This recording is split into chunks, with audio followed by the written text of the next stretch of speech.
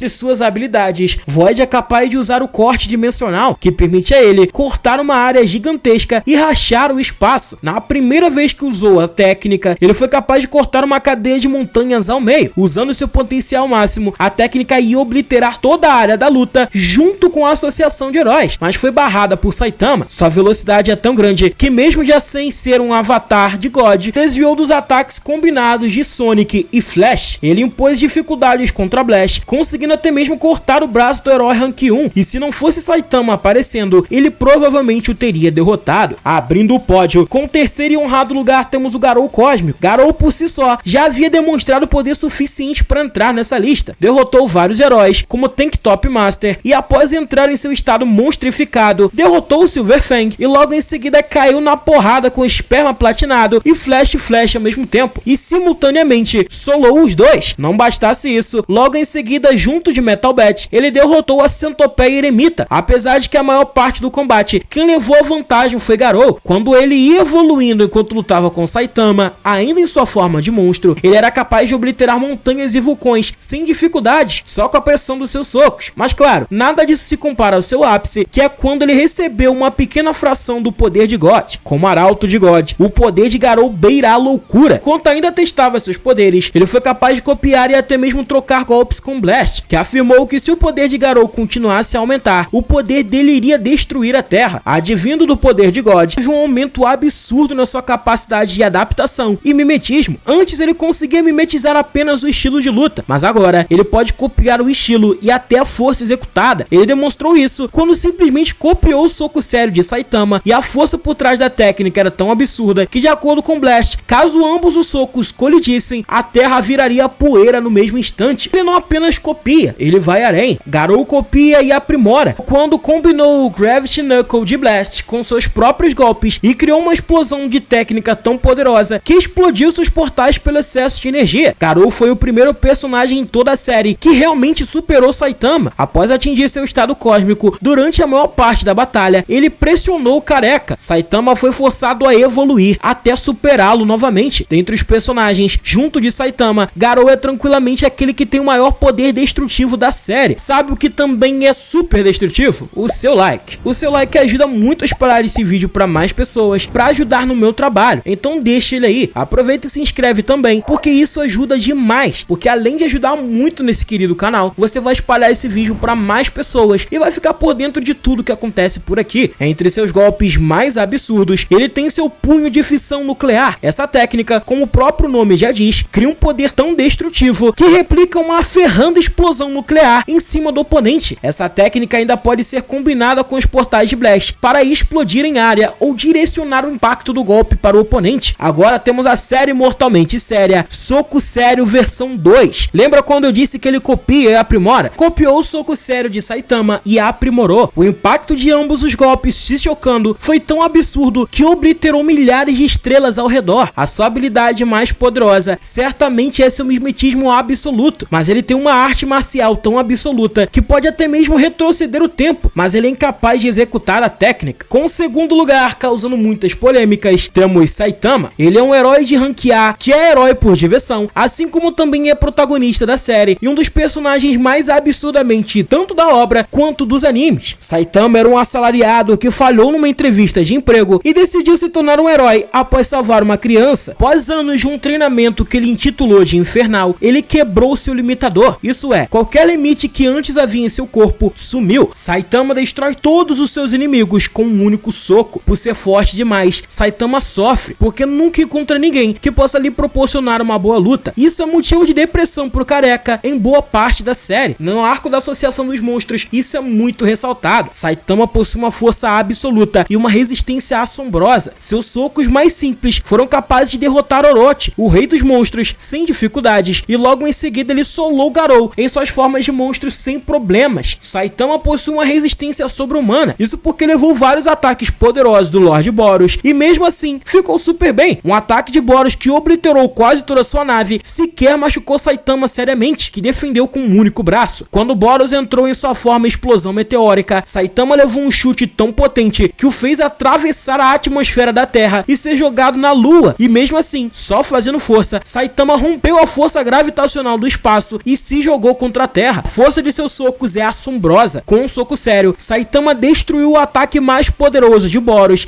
e abriu um buraco a quilômetros de nuvens da atmosfera. Ele conseguiu tancar o soco de Garou, que tinha poder de uma explosão atômica, e mesmo assim não demonstrou sinais de cansaços. Em um choque de socos com Garou, ele obliterou milhares de estrelas. Com um espirro, ele destruiu grande parte de Júpiter, e Saitama parece possuir uma espécie de Toon Force. Isso porque enquanto lutava com Garou, ele foi capaz de trocar os portais criados por ele de lugar. Tu tem noção do que é isso? Ele prevê onde o portal irá aparecer e altera a direção. O cara consegue acompanhar a velocidade de uma parada que é instantânea, mano. Por ter quebrado seu limitador, Saitama não tem mais limites em seu corpo. Isso é dito pelo próprio narrador da série durante o embate dele com Garou. Quando a luta começou, Garou era bem mais forte que o careca. Porém, o careca foi se adaptando numa velocidade assustadora até o ponto de superar Garou e humilhá-lo. Saitama estava tão mais forte que Garou que em determinado momento da batalha, ele simplesmente desistiu de lutar e tentou fugir da luta, abandonando o careca na lua de Júpiter, o que deu muito errado. Saitama em instantes foi capaz de nocautear Empty Void, que quase eliminou Blast, junto de Flash